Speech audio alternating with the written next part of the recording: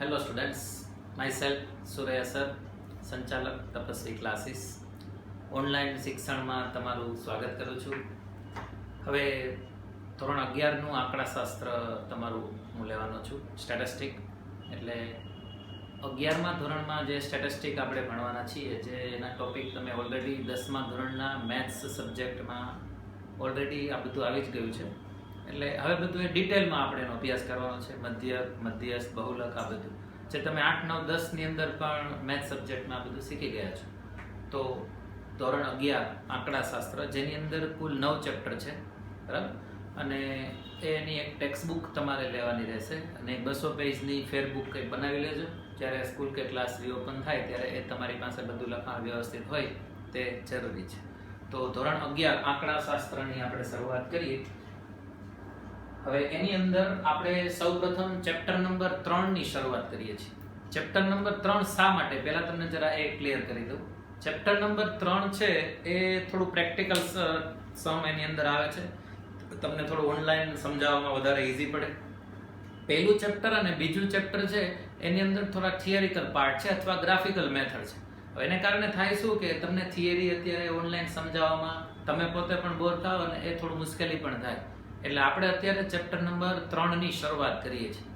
સામાન્ય રીતે એવું હોય છે કે કોઈ પણ ચેપ્ટર છે એ એકબીજા ઉપર આધારિત હોય છે, પણ અહીંયા ત્રીજું ચેપ્ટર છે એ પહેલા અને બીજા ઉપર આધારિત નથી, અથવા આપણને ઇઝીલી સમજાઈ જાય એવું છે. એટલા માટે આપણે સીધું ત્રીજું ચેપ્ટર સ્ટાર્ટ કરી શકીએ. ત્રીજા ચેપ્ટર ઉપર આધારિત પછી ચોથું અને પાંચમું ચેપ્ટર છે, એટલે એ આપણે અલગથી ન લઈ શકીએ. ત્રીજા પછી ચોથું અને ચોથા પછી પાંચમું, આ રીતના લેવું કમ્પલસરી થાય. તો અત્યારે આપણે ચેપ્ટર નંબર 3ની શરૂઆત કરીએ. ચેપ્ટર નંબર 3 જે તમારી ટેક્સ્ટ બુકમાં પેજ નંબર 67 ઉપર છે, તમે જોઈ શકો. હવે બીજી એક વાત પણ સાથે સાથે કરી દઉં. 11 કોમર્સમાં અને 12 કોમર્સમાં હવે તમને કેલ્ક્યુલેટર વાપરવાની છૂટ છે, બરાબર. એટલે હવે તમે જ્યારે ટેક્સ્ટ બુકની ખરીદી કરો છો ત્યારે સાથે સાથે કેલ્ક્યુલેટર પણ એક સાદું જે મીડિયમ સાઇઝનું હોય એવું લઈ લેવાનું. કારણ કે સાયન્ટિફિક કેલ્ક્યુલેટર વાપરવાની મનાય છે, પણ બોર્ડના નિયમ પ્રમાણે તમે બોર્ડની એક્ઝામમાં પણ એ કેલ્ક્યુલેટર સાથે લઈ જઈ શકો. કારણ કે હવે કેલ્ક્યુલેશન ખૂબ જ મોટા આવશે, ગણતરી થોડી ફાસ્ટ કરવી પડે, ઓછા ટાઈમમાં આપણો સમ પૂરો થવો જોઈએ. આના માટે કેલ્ક્યુલેટરમાં પ્રેક્ટિસ આપણે અત્યારથી જ સ્ટાર્ટ કરશું. એટલે જ્યારે પણ હું અહીંયા બોર્ડ ઉપર તમને ગણતરી કરાવું ત્યારે સાથે સાથે તમારે તમારા કેલ્ક્યુલેટરમાં જાતે ગણતરી કરવાની. ચલો એવું નહીં ચલો બોર્ડ ઉપરથી જોઈને લખી નહીં, બરાબર. તો આ વસ્તુ છે એ ધ્યાનમાં રાખજો. જ્યારે પણ આપણે સમ ગણીએ ત્યારે તમારે સાથે કોશિશ કરવાની, તમારા કેલ્ક્યુલેટરમાં પ્રેક્ટિસ કરવાની. આ પ્રેક્ટિસ જેટલી વધારે હશે એટલો તમારો દાખલામાં સ્પીડ પણ વધારે આવશે. ચેપ્ટર નંબર 3ની આપણે શરૂઆત કરીએ તો એનું ચેપ્ટરનું નામ છે મધ્યવર્તી સ્થિતિના માપ, અથવા આપણે એનું બીજું નામ સરેરાશ એવું પણ કહી શકાય. તો મધ્યવર્તી સ્થિતિ એટલે એક્ચ્યુઅલી શું? તો આપણી પાસે જે એક એક્ઝામ્પલ દ્વારા હું સમજાવું કે હમણાં 10મા ધોરણનું તમારું રિઝલ્ટ આવશે અથવા આવી ગયું હોય તો 10મા ધોરણના તમારા માર્ક્સ છે દરેક વિષયના આવા હોઈ શકે. કોઈ સબ્જેક્ટમાં 70 માર્ક્સ આવ્યા હોય, કોઈમાં 72, કોઈમાં 68, કોઈમાં 78 અને કોઈમાં 80 આવ્યા હોય. તો સમજો કે આ બધાનો આપણે ટોટલ કરીએ.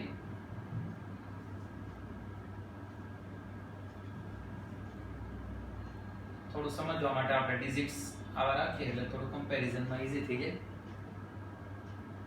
તો ટોટલ 5 વિષયનો થયો 365. હવે આના ઉપરથી આપણે એની ટકાવારી કાઢવી હોય, તમને ઘણે પૂછ્યું જો 10મા ધોરણમાં કેટલા ટકા આવ્યા, તો એક્ચ્યુઅલી આ રીતના નીકળી શકે કે 365 ડિવાઇડ બાય 5 જેટલા સબ્જેક્ટનો તમે ટોટલ કર્યો હોય એના વડે ડિવાઇડ કરવું પડે. તો 365 ભાગ્યા 5 એટલે 73%. તો તમે કહી શકો 73%, પણ આમાંથી તમે જુઓ કોઈના પણ માર્ક્સ 73 નથી, કોઈના પણ માર્ક્સ 73 નથી. તો કયા બેઝ ઉપર આપણે કહી શકીએ? તો આનો મતલબ થાય એવરેજ અથવા સરેરાશ એટલે કે ટકાવારી. એટલે 70, 72, 68, 75 ને 80 આ બધાનો ટોટલ કરી અને એને 5 વડે એટલે કે એની સંખ્યા વડે ભાગીએ એટલે આ જે કેન્દ્રનું મળેલું માપ છે. અહીંથી મહત્વની વાત સમજો, બરાબર. 73 થી બધાનો તમે ડિફરન્સ જુઓ ને તો એ ડિફરન્સ છે એનો ટોટલ છેલ્લે 0 થઈ જાય. મતલબ કે આ બધા ત્યાંથી સરખા અંતરે આવેલા હોય. જો ખાલી તમને એક એક્ઝામ્પલ આપું એટલે થોડું ક્લિયર થશે કે 73 ને 70 એટલે -3 નો ગેપ છે, અહીંયા -1 નો ગેપ છે, અહીંયા -5 નો ગેપ, પછી 2 અને 73 ને 80 એટલે 7. તો આ બેનો ટોટલ થાય +9, આ ત્રણેયનો ટોટલ થાય -9. એટલે છેલ્લે ડિફરન્સ છે એ 0 થઈ જાય. એટલે અહીંયા આ જે માપ આપણને મળ્યું એ મધ્યનું માપ અથવા કેન્દ્રનું માપ એવું કહી શકાય. તો આના ઉપરથી આપણે એની વ્યાખ્યા લખવી હોય તો આવી લખી શકાય કે મધ્યવર્તી સ્થિતિનું માપ એટલે શું? તો મધ્યવર્તી સ્થિતિના માપની વ્યાખ્યા આપણે જરા જોઈ લઈએ. જે કેન્દ્રીય કિંમતની આસપાસ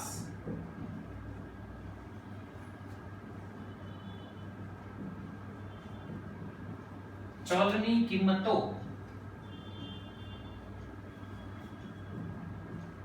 સંકલિત થતી હોય. હવે ક્વેશ્ચન એ થાય સંકલિત એટલે શું?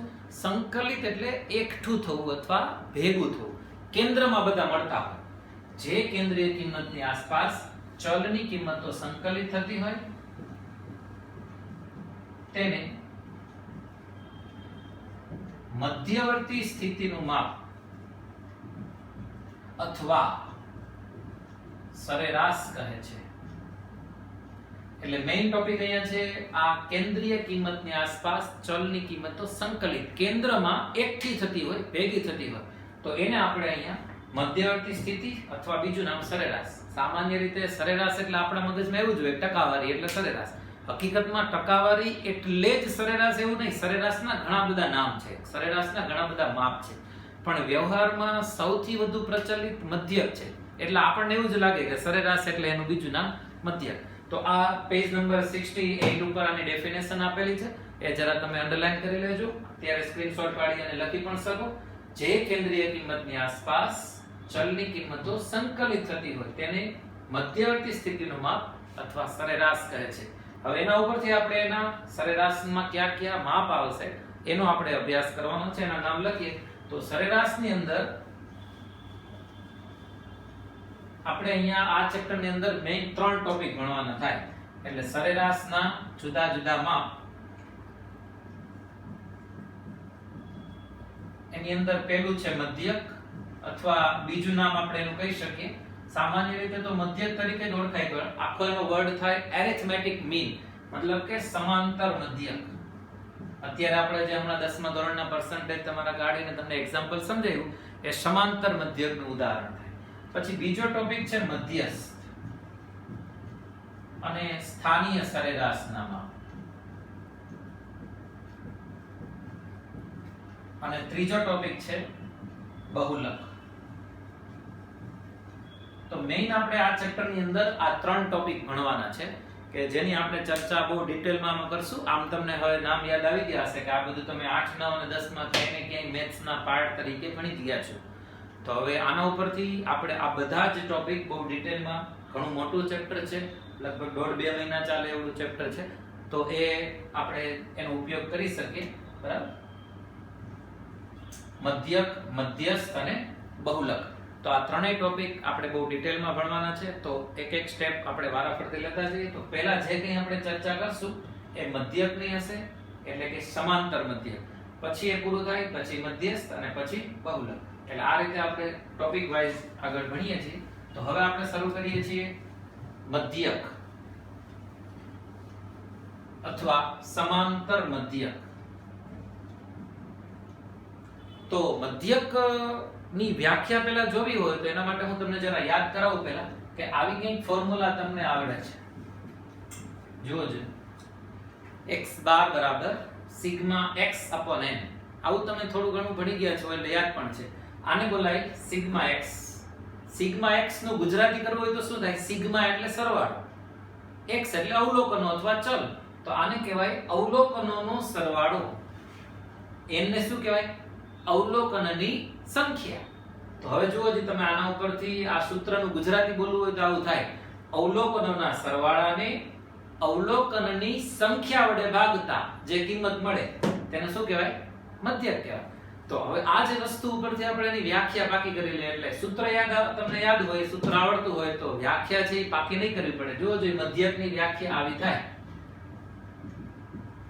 આપેલી માહિતીના બધા અવલોકનના સરવાળાને અવલોકનની સંખ્યા વડે ભાગતા જે કિંમત અથવા માપ મળે તેને મધ્યક કહેવાય. એટલે જો તમે વ્યવસ્થિત આ સૂત્ર ઉપર ફોકસ કરો તો વ્યાખ્યા બાકી જ નહીં કરવી પડે. આપેલી માહિતીના બધા અવલોકનના સરવાળા અવલોકનની સંખ્યા વડે ભાગતા જે કિંમત અથવા માપ મળે તેને કહેવાય મધ્યક, અને જેને સંકેતમાં x બાર વડે દર્શાવવામાં આવે છે. સામાન્ય રીતે 11મા ધોરણમાં આપણે એક જ ચલ અહીંયા ભણવામાં આવશે x, એટલે આપણે x બાર ની સંજ્ઞા આવે છે. પછી 12મા ધોરણની અંદર તમારે x બાર આવે, પછી y હોય તો y બાર આવે, t બાર આવે. આવા અલગ અલગ ચલ હોય પણ બધાનો સંકેત તમે ઓળખી શકો. બાર લખેલું હોય ઉપર એટલે એ આપણે મધ્યકની સંજ્ઞા એવું કહી શકાય. તો આ છે મધ્યકની વ્યાખ્યા. આપણે ટોપિક અત્યારે સ્ટાર્ટ કર્યો છે મધ્યવર્તી સ્થિતિનું માપ ચેપ્ટર 3. એની અંદર આપણો પહેલો પોઈન્ટ છે આ મધ્યક. પછી મધ્યસ્થ અને બહુલક પણ જોશું. તો મધ્યકની વ્યાખ્યા. હવે સ્ટેટિસ્ટિકમાં તો મેઈન શું હોય, અત્યારે કોમર્સ બેઝ ચેપ્ટર જે આપણે બધા ભણીએ છીએ એની અંદર મેઈન સૂત્ર અને પછી એના દાખલા હોય. એટલે આંકડા શાસ્ત્રની જો તમારે માસ્ટરી મેળવવી હોય, સારામાં સારા પર્સન્ટેજ મેળવવા હોય, કારણ કે કોમર્સની અંદર સ્ટેટિસ્ટિક છે એ સ્કોરિંગ સબ્જેક્ટ કહેવાય. તમે આમાં 100 આઉટ ઓફ 100 મેળવી જ શકો. તમે જોતા હશો દર વખતે તપસ્વી ક્લાસીસનું જે રિઝલ્ટ આવે છે ટોપ રિઝલ્ટ હોય છે, અને એની અંદર આંકડા શાસ્ત્ર વિષયનો ફાળો છે એ મેઇન હોય છે. બરાબર, મોટા ભાગના વિદ્યાર્થીઓ 90+ હોય છે અને 100 આઉટ ઓફ 100 પણ ઘણા બધા સ્ટુડન્ટ્સ મેળવે છે. તો આ સબ્જેક્ટમાં તમારે માસ્ટરી મેળવવી હોય તો પહેલું ફોકસ સૂત્ર ઉપર કરવું પડે. તમને જે કંઈ પણ ફોર્મ્યુલા અહીંથી આપવામાં આવે વ્યવસ્થિત તમારે પાકી કરવી પડે. પછી એના દાખલાઓનો આપણે અભ્યાસ કરીએ એટલે 100% તમારી માસ્ટરી આ સબ્જેક્ટ ઉપર આવી જાય. તો મધ્યકની વ્યાખ્યા જોઈ, હવે આપણે એના જરૂરી સૂત્રો જોઈએ. પણ જરૂરી સૂત્રોની આપણે શરૂઆત કરીએ એ પહેલા તમને એક કન્સેપ્ટ ક્લિયર હોવો જરૂરી છે. જો આ કન્સેપ્ટ ક્લિયર હોય તો જ તમે આ સૂત્ર છે એ બરાબર યાદ રાખી શકશો. કયું સૂત્ર ક્યારે ઉપયોગમાં લેવું એ પણ તમને તો જ ખ્યાલ આવે. એટલે સૂત્ર સ્ટાર્ટ કરતા પહેલા એક ટોપિક હું તમને સમજાવું છું જે તમને 11મા ધોરણમાં આખા સ્ટેટિસ્ટિકમાં ઉપયોગી છે. એટલે આ જે લેક્ચર છે એ તમને છેલ્લે સુધી કામ આવશે. તો બરાબર સમજો. એક્ચ્યુઅલી એ શું છે સમજીએ. તો આપણી પાસે જ્યારે કોઈ પણ માહિતી હોય, માહિતી એટલે વન ટાઈપ ઓફ ડેટા.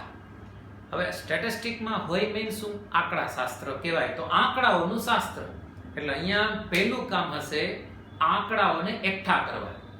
આંકડાઓ ક્યાંથી એકઠા થાય, ડેટા બધા ક્યાંથી મળે?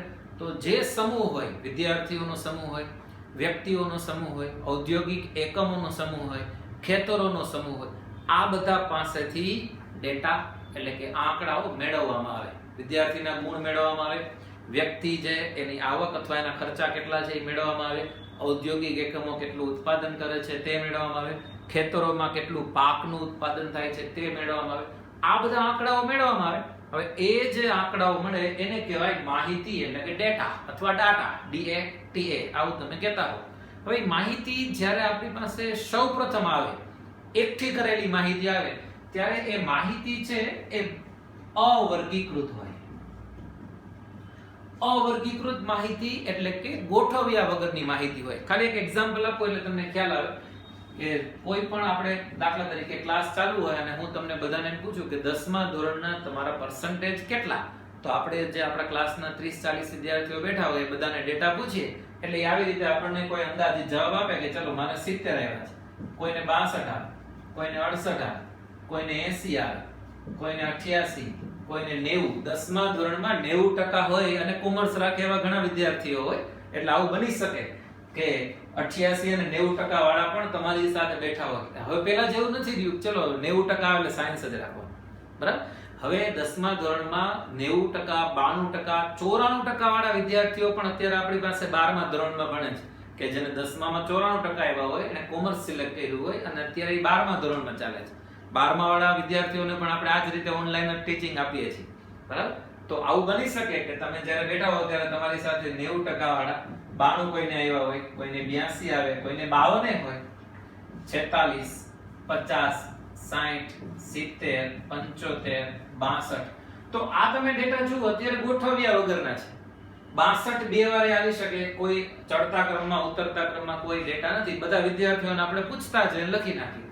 તો આ જે માહિતી છે એને અવર્ગીકૃત અથવા ગોઠવ્યા વગરની માહિતી કહેવાય.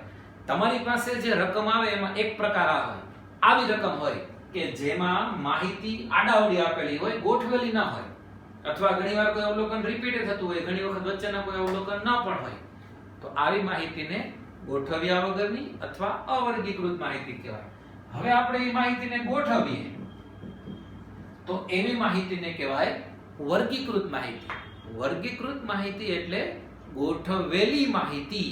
ગોઠવણી કઈ રીતે કરી શકાય? જો આ તમને ખબર છે, તમે ભણી ગયા છો બરાબર, કે આપણી પાસે જે માહિતી હોય એ ગોઠવેલી હોય તો આ રીતે ગોઠવી શકાય. એક સતત આવૃત્તિ વિતરણ. હમણાં હું તમને એક્ઝામ્પલ આપું એટલે તમને ખ્યાલ આવશે. જેની અંદર વર્ગ હોય અને આવૃત્તિ આપેલી હોય. દાખલા તરીકે 0 થી 10, 10 થી 20, 20 થી 30, 30 થી 40, 2, 5, 7, 3. તો આ જે તમારી પાસે ગોઠવેલી માહિતી હોય એ બે પ્રકારની હોય. એમાં એક સતત આવૃત્તિ વિતરણ. સતત આવૃત્તિ વિતરણ વર્ગ સ્વરૂપે હોય. વર્ગ અને આ જે f લખ્યો છે એને કહેવાય ફ્રીક્વન્સી, એટલે કે આવૃત્તિ. આનો મતલબ શું થાય તમને ખ્યાલ હશે. 0 થી 10, તો 0 થી 10 નો મતલબ એમાં કયા અવલોકન આવે? 0 થી લઈને 9 સુધીના. 10 છે એ અહીંયા ન આવે. 10 જે છે એ અવલોકન બીજા વર્ગમાં, એટલે કે 10 થી 20 ના વર્ગમાં આવે. એવી રીતે 20 છે એ પછીના વર્ગમાં આવે. હવે 0 થી 10 ની સામે બે લેખાનો મતલબ શું થાય? કે 0 થી લઈને 9 સુધીમાંથી કોઈ પણ અવલોકન હોય, પછી એકને એક અવલોકન હોય અથવા બીજું કોઈ અવલોકન, 0 થી લઈને 9 સુધીના અવલોકનો એમાં બે વખત આવતા હશે એટલે એની આવૃત્તિ થાય 2. એવી રીતે આની આવૃત્તિ 5, 7 અને 3. તો આપણી પાસે જે માહિતી હોય એ બે પ્રકારની હોઈ શકે. અવર્ગીકૃત માહિતી, વર્ગીકૃત માહિતી. વર્ગીકૃત એટલે ગોઠવેલી માહિતી. ગોઠવેલી માહિતીમાં હંમેશા ફ્રીક્વન્સી હોય, આવૃત્તિ. કોઈ રિપીટ થતું હોય અવલોકન તો એને બે વાર નહીં લખવાનું, એને બદલે એની આવૃત્તિ 2 થઈ જાય. એટલે અહીંયા જેમ 62 બે વખત દેખાય છે એમાં તમને બે વખત ન દેખાય. હવે એક એમાં વર્ગીકૃતમાં જે પ્રકાર થાય સતત આવૃત્તિ વિતરણ આપણે લખ્યું. હવે આવે અસતત આવૃત્તિ. દાખલા તરીકે x અને f. તો આ બંનેમાં ડિફરન્સ શું એ જરા ક્લિયર કરી લઈએ.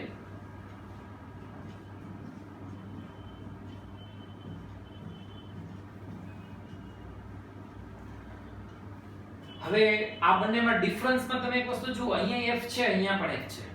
ફ્રીક્વન્સી બંનેમાં છે, પણ અહીંયા જે ચલ તરીકે આપણે અહીંયા ગોઠવેલા છે એ વર્ગ છે, જ્યારે અહીંયા માત્ર અવલોકનો આપેલા છે.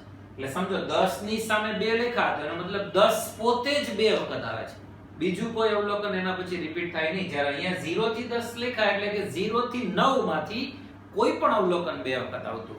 એટલે કહેવાનો મતલબ મારો અહીંયા એ છે કે આ બંનેમાં ડિફરન્સ છે. અહીંયા આખો એક ગ્રુપ છે, વર્ગ છે બરાબર, અને અહીંયા માત્ર અવલોકન છે. તો આ બંનેમાં ડિફરન્સ છે. તો હવે તમને એ ક્લિયર થઈ ગયું. તમારી પાસે જે માહિતી છે એ ત્રણ પ્રકારની હોય. યા તો એ અવર્ગીકૃત હોય અથવા વર્ગીકૃત હોય, તો એમાં અસતત આવૃત્તિ વિતરણ અથવા સતત આવૃત્તિ વિતરણ.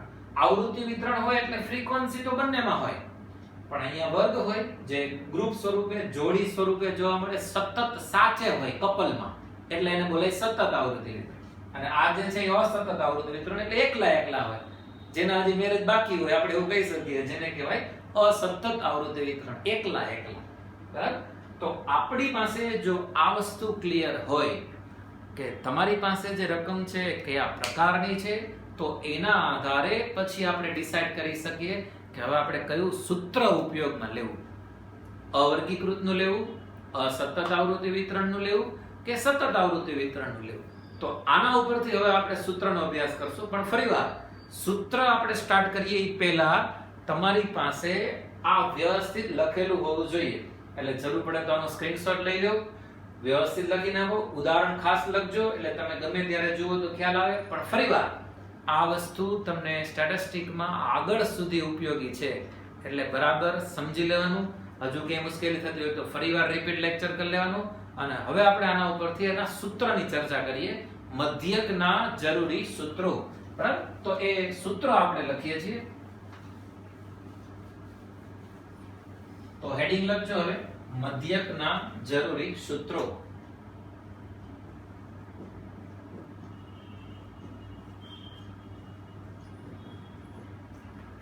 હવે એ મધ્યકની અંદર આપણી પાસે જે માહિતી છે એના સૂત્ર લઈએ તો એમાં બે રીત આવે છે.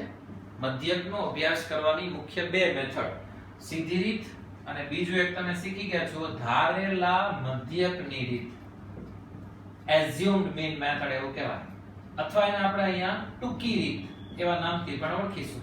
બરાબર, તો સીધી રીત અથવા ટૂંકી રીત. હવે આપણી પાસે જે ડેટા છે એ યા તો અવર્ગીકૃત સ્વરૂપનો હશે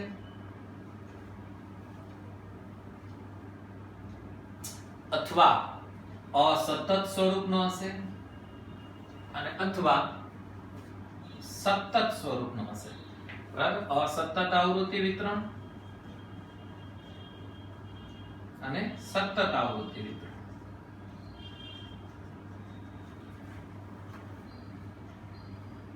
આમાંથી કોઈ પણ પ્રકારની રકમ તમારી પાસે હોઈ શકે, તો આના આધારે તમારે ડિસાઈડ કરવાનું કે આપણે કયા સૂત્રનો ઉપયોગ કરશું. તો બરાબર, જો સીધી રીત હોઈ શકે, તમને સૂચના આપેલી હોય કે સીધી રીતે મધ્યક શોધો અથવા ટૂંકી રીતે મધ્યક શોધો અથવા ધારેલા મધ્યકની રીત જેનું બીજું નામ ટૂંકી રીત છે. અવર્ગીકૃત માહિતી હોય, અસતત આવૃત્તિ વિતરણ હોય અથવા સતત આવૃત્તિ વિતરણ હોય. આમાંથી મોટા ભાગના સૂત્ર તો તમે ભણી પણ ગયા છો એટલે તમને નવું પણ નહીં લાગે, પણ આપણે આખો ટોપિક હારે લઈએ છીએ મધ્યક એટલે તમને ખ્યાલ આવે કે સૂત્રમાં શું ડિફરન્સ છે અને પછી આ બધા જ સૂત્રની આપણે પ્રેક્ટિસ કરવાની છે. બરાબર, તો એમાં પહેલું સૂત્ર છે સીધી રીતમાં x બાર બરાબર સિગ્મા x અપોન n. જો આ કઈ નવું નથી, હમણાં જ આપણે એની ચર્ચા કરી હતી અને એ તમને યાદ પણ છે. અવલોકનોના સરવાળાને અવલોકનની સંખ્યા વડે ભાગતા જે કિંમત મળે તેને કહેવાય મધ્યક. હવે એના ઉપરથી આપણે અસતત આવૃત્તિ વિતરણ, હવે આપણને ખબર પડી ગઈ અસતત આવૃત્તિ વિતરણમાં હોય ફ્રીક્વન્સી, એટલે સૂત્રમાં નોર્મલ ચેન્જીસ આવો થશે sigma fx upon n. Sigma fx, તો તમે જુઓ આ સૂત્રમાં બેમાં ડિફરન્સ શું થયો? અહીંયા f નથી, અહીંયા f આવી ગયું. હવે આપણને જો રકમ જોઈને જ નક્કી થઈ જાય, રકમ જોઈને જ નક્કી થઈ જાય કે અહીંયા x છે, આવૃત્તિ નથી, અહીંયા આવૃત્તિ છે એટલે સૂત્રમાં આવૃત્તિ મૂકવી પડે. તો સિગ્મા fx અપોન n. અને અહીંયા પણ એવું જ સૂત્ર થાય સિગ્મા fx અપોન n. તો ક્વેશ્ચન એ થાય કે બંનેમાં ડિફરન્સ શું? બેયમાં સૂત્ર તો સરખું થયું, અહીંયા સિગ્મા fx અપોન n, અહીંયા પણ સિગ્મા fx અપોન n. તો અહીંયા તમને ખ્યાલ છે અસતત આવૃત્તિ વિતરણમાં x આપેલો જ હોય, ચલ આપેલો હોય જે x કહેવાય, અને સતત આવૃત્તિ વિતરણની અંદર x આપેલો ના હોય, વર્ગ આપેલા હોય. એટલે અહીંયા જે તમારે મધ્ય કિંમત મેળવો x એટલે શું થશે? મધ્ય કિંમત. એને આપણે અહીંયા x તરીકે લઈ શકાય. હવે આના ઉપરથી આપણે ધારેલા મધ્યકની રીતના સૂત્ર અથવા ટૂંકી રીતના સૂત્રનો અભ્યાસ કરીએ. તો જુઓ, ટૂંકી રીતનું સૂત્ર છે a plus sigma d upon n. તો a plus sigma d upon n. તો a એટલે ધારેલો મધ્યક, x ને બદલે હવે નવો ચલ આવી ગયો d, એટલે અહીંયા આપણે આવું લખી શકાય કે a એટલે d એટલે x minus a. d મેળવવો હોય તો કેવી રીતે મળે? x માંથી a બાદ કરીને. બરાબર, તો અહીંયા જે x હતો એની જગ્યાએ શું આવી ગયું? હવે d આવી ગયું અને a એમાં ઉમેરવાનું છે. અહીંયા તમે બાદ કરો એટલે પાછું પ્લસ થાય. એવી જ રીતે અસતત આવૃત્તિ વિતરણમાં સૂત્ર આ જ આવે. તમને હવે બંનેનો ડિફરન્સ ખબર પડી ગઈ, જ્યાં x હોય ત્યાં d મૂકી દો એટલે નવું સૂત્ર થઈ ગયું a sigma fd upon n. અને એવી જ રીતે અહીંયા થઈ ગયું a sigma fd upon n ને ગુણ્યા c, જે તમારું ફેવરિટ છે અને 10મા ધોરણમાં તમે આનો મેક્સિમમ યુઝ કર્યો. ખાસ અહીંયા લખવું પડે કે d તમે આવી રીતે મેળવશો x minus a upon c. In short કે આ 6 સૂત્ર થયા. ફરીવાર જરા જુઓ, અવર્ગીકૃત માહિતી હોય સિગ્મા x upon n, એમાં જ ટૂંકી રીત તો a sigma d upon n, a એટલે ધારેલો મધ્યક, તમે x માંથી a બાદ કરો એટલે જે મળે એને કહેવાય d. સિગ્મા fx n આવૃત્તિ હોય એટલે વચ્ચે આવૃત્તિ લગાવી દેવાની અને એના ઉપરથી ટૂંકી રીતમાં ખાલી x ની જગ્યાએ શું મૂકી દેવાનું d. અને વન્સ અગેન આ બંને સરખા લાગે પણ અહીંયા x એટલે શું થશે મધ્ય કિંમત. અને એવી જ રીતે a સિગ્મા fd n અને ગુણ્યા c. જો તમે c એટલે વર્ગ લંબાઈ, ક્લાસ લેન્થ અથવા ક્લાસ ઇન્ટરવલ, જો તમે અહીંયા ભાગાકાર કરો તો પાછી વિરુદ્ધ પ્રોસેસ ગુણાકારની કરવી પડે. તો આ 6 સૂત્ર બરાબર પરફેક્ટ પાકા કરવાના, પછી જ મારો નેક્સ્ટ લેક્ચર અટેન્ડ કરવાનો. જો આ સૂત્ર આવડશે તો જ દાખલાઓ આવડશે. એટલે ખાસ યાદ રાખવાનું, તમે મારો નેક્સ્ટ લેક્ચર અટેન્ડ કરો એ પહેલા 6 સૂત્ર તમને પરફેક્ટ પાકા કરેલા હોવા જોઈએ, આવડતા હોવા જોઈએ, પછી જ આપણે એની દાખલાઓની પ્રેક્ટિસ શરૂ કરી શકીએ. Thank you.